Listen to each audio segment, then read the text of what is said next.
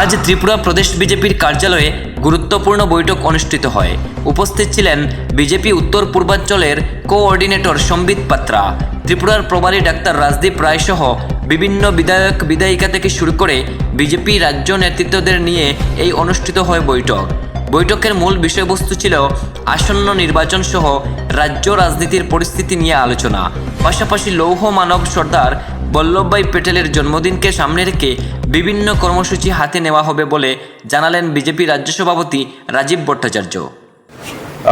আপনারা জানেন যে আমাদের কেন্দ্রীয় নেতৃত্ব, যিনি উত্তর পূর্বাঞ্চলের যিনি সংযোজক এবং আমাদের যিনি প্রভারী ডক্টর রাজদীপ রায়, সম্বিত পাত্রাজি, ওনারা গতকালকে এসছেন এবং আজকে আমাদের সম্মানিত বিধায়ক বিধায়িকা থেকে শুরু করে মোর্চা এবং স্টেট অফিস বেয়ারার ওনাদের সঙ্গে একটা মিটিং রাখা হয়েছে।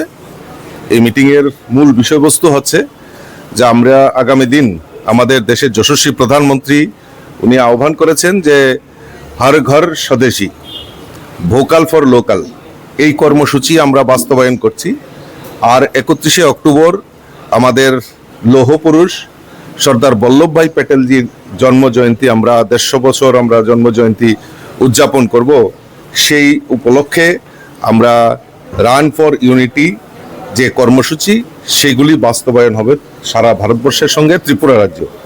এবং সাংগঠনিক যে আমাদের সংগঠন, সেই সম্পর্কেও বিস্তারিত এখানে আলোচনা করা হবে। তার জন্যই আমাদের আজকের এই বৈঠক এখানে ডাকা হয়েছে।